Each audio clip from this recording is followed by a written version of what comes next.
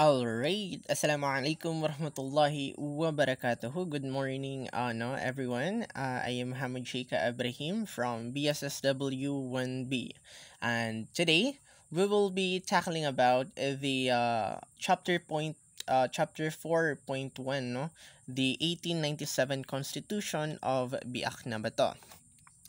In this report, no, malalaman natin after ng report na ito yung mga contents na kailangan nating malaman regarding the 1897 Constitution of Biak na Bato, no. Firstly, what is Biak na Bato, no? Ano yung constitution na yan? And then, when was it promulgated? Tapos saan siya na promulgate at sino yung mga taong connected sa sa constitution na to, no? That's the contents. Now, the first thing is, what is Biak na Bato? Ayan. No? 1987 Constitution of Biak na Bato was a provisionary constitution of the Philippine Republic during the Philippine Revolution. The constitution, it was borrowed from Cuba, and it was written by Isabelo Artacho and Felix Ferrer in Spanish, and later on na-translate siya sa Tagalog. This was promulgated by the Philippine Revolutionary Government on November 1, 1897.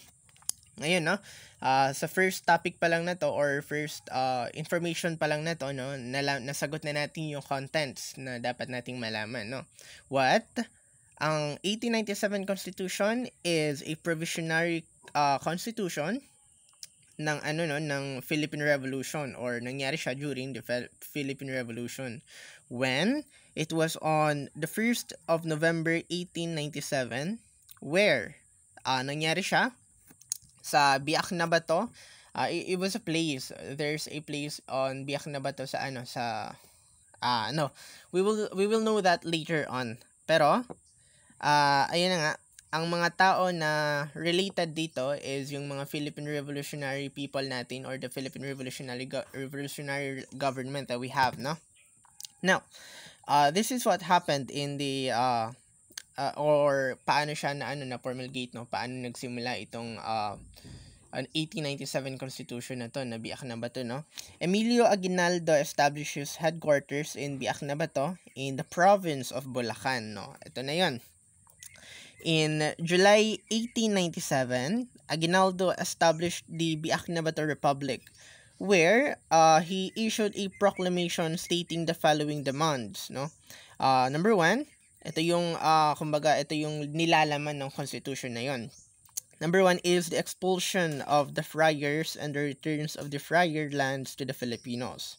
Number two, the representation in the Spanish Cortes.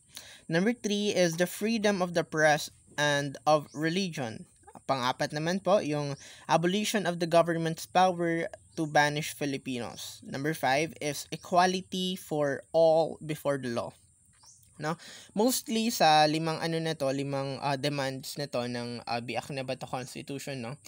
Kasi during this time, alam naman natin na we were once a colonized country by the Spanish government, no, or the Spanish Empire.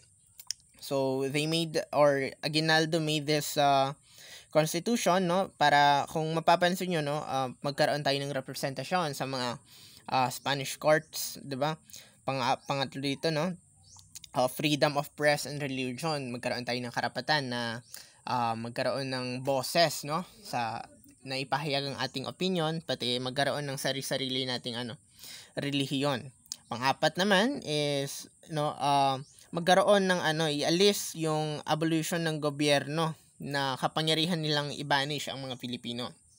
Kasi nga nalaman natin na since we are a colonized country by the Spanish, no, may karapatan ng Espanya dati na kumbaga i-abolish or i-banish ang isang tao sa bansang ito, no.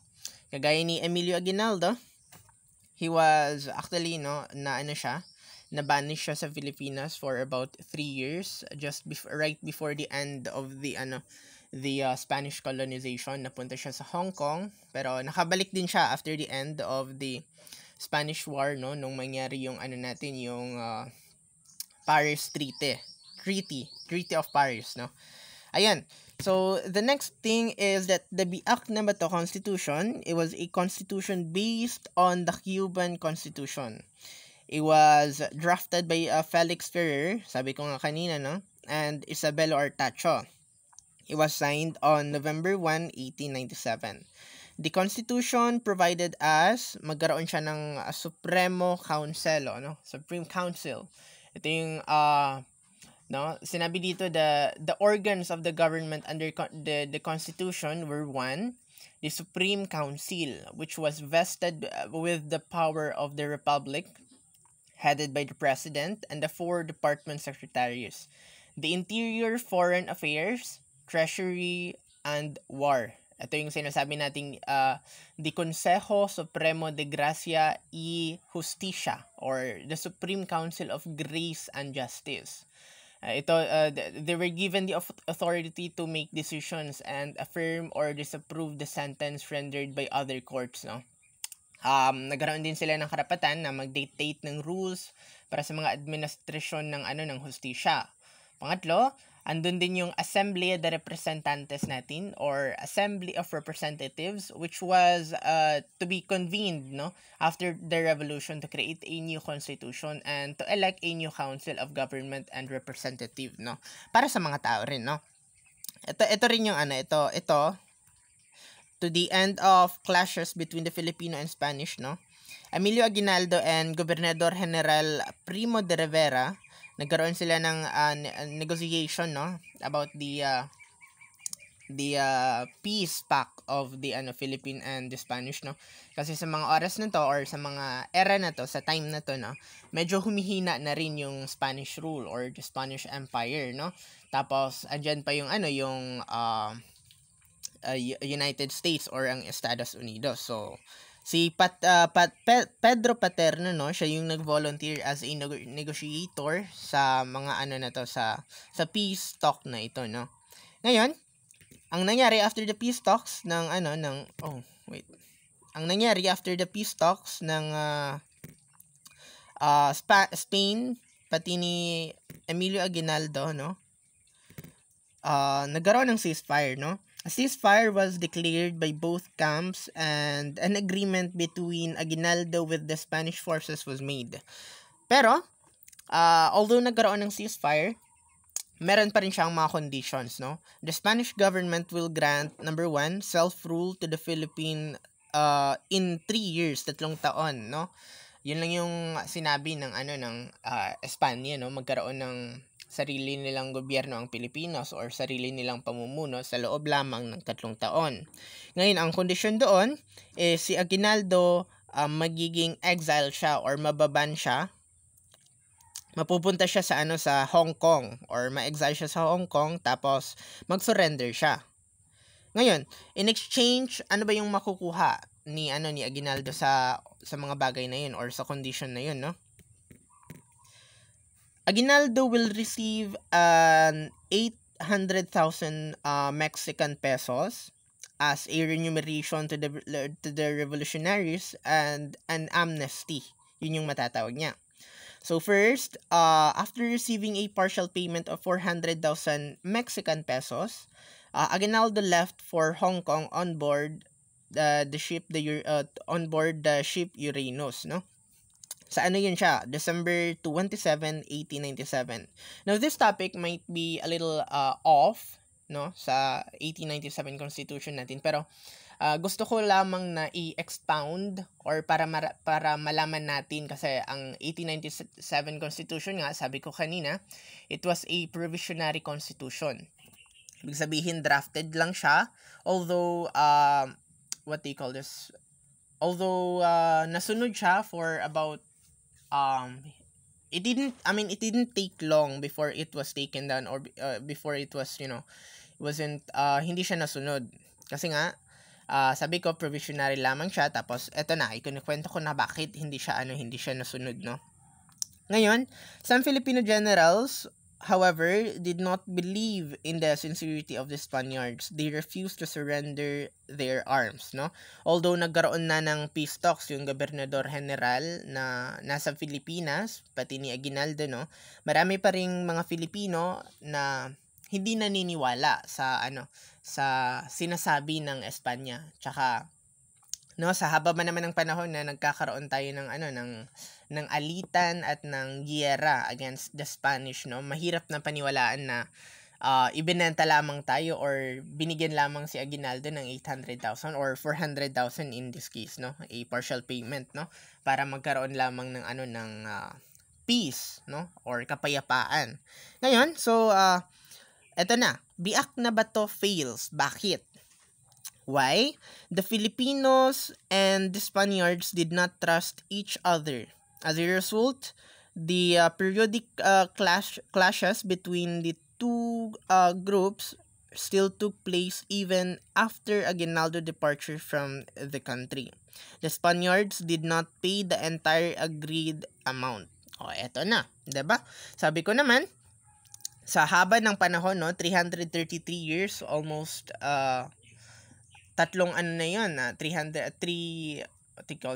centuries, no? 333 years na alitan ng Pilipinas at saka ng Espanya, no? We were under the rule of Spain during that time, no? Humina ang Espanya, pero no, ang Pilipinas nagkaroon tayo ng ng kakaunting power within the revolution, no. So sa haba-haba ba naman ng panahon na nag-aalitan tayo, naggigera tayo, no, ang mga Pilipino pati mga Espanya, hindi pa rin natin kayang sundin yung peace pact na yun or yung treaty na yun or yung agreement na yun, no, kasi hindi natin sila kayang pagkatiwalaan, no. Tapos resulta nun, nagkaroon pa rin ng mga kakaunting clashes or giyera between the two groups, no, ang mga Pilipino revolutionary government pati ang grupo ng ating mga kaibigang Espanya. Ngayon, kahit na umalis na si Aguinaldo, no, kahit napirmahan na yung na yon, yung treaty na yon or yung agreement na yon ng Gobernador General ng Espanya pati ng ni Aguinaldo, which is he is the leader of the the Philippine Revolutionary government. Ngayon, meron pa rin nangyayaring giyera doon. At saka, ang Espanya hindi binayaran ng buo yung napag-usapang agreement or napag-usapang 800,000 Mexican pesos. So, yun lamang yun lamang naman yung kumaga pinaka main punto ng nangyari ng 1897 Constitution, bakit hindi siya hindi siya tumagal sa ating pamumuno, no. Sabi ko nga, the Constitution of Biak na Bato was never implemented since a truce, the Pact of Biak na Bato, was signed between the Spanish and the Philippine Revolutionary Army. Ngayon, yung truce na yon, na-sign siya, pero kumaga sabi ko nga, hindi siya nasunod dahil na rin sa mga reason na naibigay ko bago lang. Tama. Ngayon kasi as a what do you call this? Para ma-expound pa rin natin, no, bakit hindi sinunod ng Espanya, no. One of the reasons is that after kasi ng Biak na Bato Constitution na to, nangyari na dito yung Paris or Treaty of the Paris, no? Paris Treaty, no? Andun yung United States, andun yung ibang mga bansa, no? Kasi alam din natin na ibinenta tayo ng Espanya sa sa Estados Unidos. Kaya ganun na lamang yung yung treatment or bakit hindi siya sinunod ng Espanya, no. So that was it naman sa 1897 Constitution. As a recap, no, ulitin natin. Ngayon, since alam na natin, no, saan na? Ito. The contents of the 1897 Constitution, as you recap, no, the 1897 Constitution is a provisionary constitution of the Philippine Republic during the Philippine Revolution. When? Nangyari ito noong 1st of November 1897. Where? Sa Pilipinas, sa Biak na Bato sa Bulacan. Kanina, 'di ba, nasabi. Sino ang nagpatupad or ang mga connected na tao dito sa sa provisionary constitution na to ay sina Emilio Aguinaldo, pero mostly talaga, no, sila yung nagsulat, sila Isabelo Artacho and Felix Ferrer, and also, no, the whole or the entirety of the Philippine Revolutionary Government. So, ngayon, nalaman na natin yung contents ng 1897 Constitution. That was it for my report. I am Muhammad Sheikha Ibrahim again, and I am reporting the Chapter 4.1, the 1897 Constitution of Biak na Bato. Have a great day and good morning.